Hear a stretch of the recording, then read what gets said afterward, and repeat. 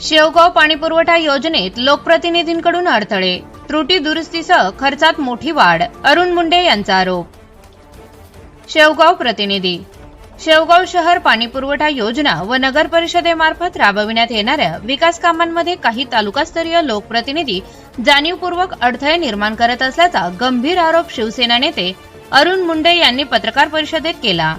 पूर्वी नियुक्त करण्यात आलेल्या तांत्रिक सल्लागार संस्थेने योजनेत त्रुटी ठेवल्याने तिची मान्यता रद्द करण्यात आली असून नव्या संस्थेमार्फत सुधारित आराखडा तयार करण्यात आल्याची माहिती त्यांनी दिली. या पत्रकार परिषदेत शिवसेना तालुका प्रमुख आशुतोष डहाळे, राष्ट्रवादी शरदचंद्र पवार गटाचे हरीश भारदे, राष्ट्रवादी अजित पवार गटाचे ताहेर पटेलिया, पत्रकार परिषदेला माजी उपनगराध्यक्ष वजीर पठाण, गटनेते ताहेर पटेल, पिनू मगरे, नगरसेवक आशुतोष डहाळे, कैलास तिजोरे, अमर पुरनाळे, साईनाथ आधाट, बाबासाहेब लांडे, प्रवीण भारसकर, रोहित काथवटे, हरीश भारदे, संतोष जाधव, जाकीर कुरेशी, नंदू मुंडे तसेच नगर परिषदेचे कर्मचारी व संबंधित ठेकेदार, कंपनीचे प्रतिनिधी उपस्थित होते. तसेच नगरसेवक व पदाधिकारी उपस्थित होते. मुंडे यांनी सांगितले की जुनी तांत्रिक संस्था रद्द करण्याचा ठराव नगर परिषद बैठकीत मंजूर होऊ नये यासाठी प्रयत्न झाले. मात्र ठराव मंजूर झाल्यानंतरही काही भाजप नगरसेवकांनी जिल्हा अधिकाऱ्यांकडे दाद मागितली. तरीही जिल्हा अधिकाऱ्यांनी नगर परिषदेचा निर्णय कायम ठेवला.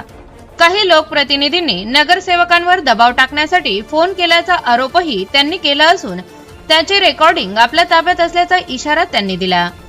सध्याच्या कामाचा आढावा देताना त्यांनी सांगितले की शहरातील 123 किलोमीटर पैकी 51 किलोमीटर अंतर्गत पाईपलाईन पूर्ण झाली आहे, तर जायकवाडी जलाशय ते शेवगाव 17 किलोमीटर पैकी 14 किलोमीटर काम पूर्ण झाले आहे.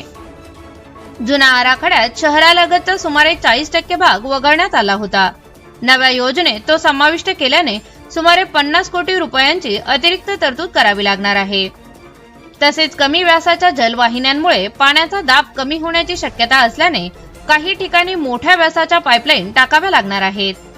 2 अतिरिक्त जलकुंभ उभारले जाणार असून 2060 साली 75,686 लोकसंख्या गृहीत धरून योजना तयार करण्यात आली आहे. अशुद्ध पाणी पंपिंग क्षमता 120 HP वरून 190 HP पर्यंत वाढविण्यात आली आहे. दरम्यान सुधारित प्रस्तावानुसार पाईपलाईनची लांबी 6,329 मीटर वरून 12,654 मीटर पर्यंत वाढवली असून शहर अंतर्गत वितरण जाळे 123 किलोमीटर वरून तब्बल 266 किलोमीटर पर्यंत विस्तारले जाणार आहे. त्यामुळे योजनेची क्षमता व पाणी पुरवठा कव्हरेज वाढणार असले तरी प्रकल्प खर्चात मोठी वाढ होणार असल्याचे स्पष्ट झाले आहे. प्रतिनिधी अयाज शेख, शेवगाव. सेवकांनी त्यांच्या संघ गेलेल्या नगरसेवकांनी अक्षरशः घोडे बाजार केला.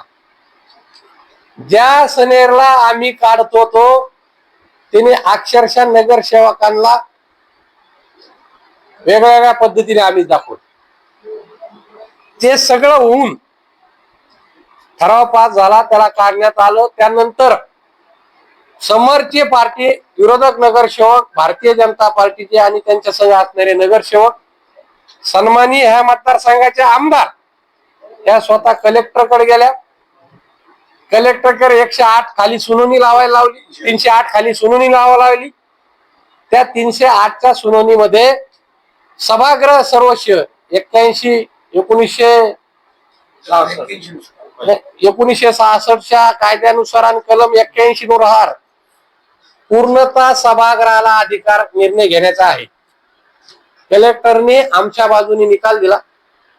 आमच्या बाजूने दिला पाहिजे, योग्य न्यायाने निकाल दिला.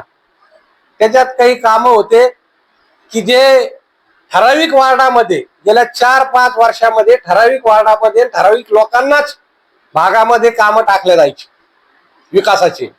4 वर्षाचा तुम्ही माहिती घ्या मधल्या प्रशासनाच्या काळात की सन्माननीय लोकप्रतिनिधी कुठं कुठं कामं टाकली. सगळी नगरपालिका ते चालित होते. तर त्या टायमाला ज्या भागात कामं कंटिन्यू पडले त्याच भागात कामं टाकले होते ते आम्ही डिस्ट्रीब्युशन केले आणि 12च्या 12 प्रभागामध्ये कामं टाकली. त्याची यादी माझ्याकडे वाटलं तुम्हाला मी देईन. 12च्या 12 प्रभाग, एक बी प्रभाग सोडला नाही. असं असताना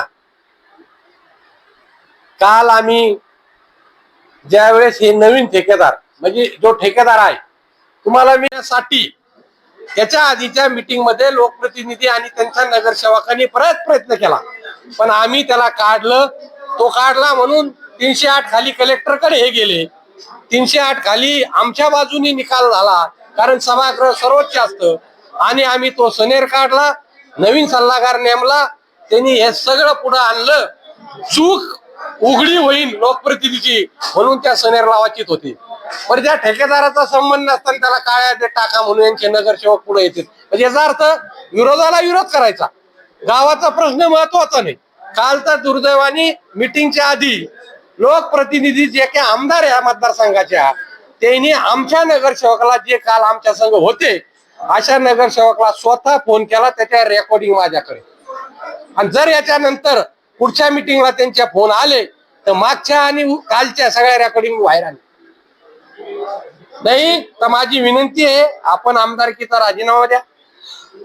माझ्या मंडळीचा नगराध्यक्षावर अन्याय न्यावा लावतो, त्यांना नगराध्यक्ष करू आणि माझ्या मंडळीला आमदार करू. हे जर झालं तर आम्ही देवेंद्रजीकडे जाऊ विचारायला आणि कलेक्टरांना असं होत असलं तर करा, कारण त्यांची खूप इच्छा आहे शेवगाव नगरपालिका चालायची. मागच्या 3-4 वर्षाच्या प्रशासनाच्या काळामध्ये पाणी योजनेत तुम्ही काय दिवे लावले ही परिस्थिती आता आम्ही आज पत्रकार बंधू पुढे मांडली. पण एक 2-3 दिवसामध्ये स्क्रीन लावून बाजार तळामध्ये सगळ्या गावाच्या जनतेला आम्ही प्रेझेंटेशन देणार. सूर्य आणि हात जय देत्र या पद्धतीने काम आम्हाला करायचंय. आम्ही निश्चित लोकांपुढं काम करणार आहे. परत एक प्रश्न होता की काही काम कॅन्सल केले आणि आमच्या नगरसेवकाचे काम काढले आणि दुसरीकडे टाकले. हा एक त्यांचा 308 खालचा कलेक्टरकडचा विषय होता. मी तुम्हाला सांगू इच्छितो, गेल्या 4 वर्षात प्रशासनाच्या काळात ठराविक वार्डात आणि ठराविकच लोकांच्या म्हणण्यावर निधी टाकण्यात गेलेला आहे. ठराविकच वार्डात 4 वर्षात. काल आम्ही तो जो ठराविक वार्डातला शेवटचा निधी त्यांनी टाकला होता तो काढला आणि 12च्या 12 प्रभागामध्ये निधी टाकला. मग जर समजा आम्ही सगळ्या गावांना घेऊन चलत असेल आणि सगळीकडे समान वाटप होत असेल तर आम्ही चुकीचं असू शकत नाही ना. आणि वाटलं तर ते मी सगळं पाठवतो त्या सगळ्या वार्डात दिलं का नाही, तर कुठंतरी आपण सगळ्यांनी विचार केला पाहिजे. माझी विनंती आहे. आणि उद्याच्या गावाच्या भविष्यासाठी आम्ही कटिबद्ध राहू एवढंच सांगतो.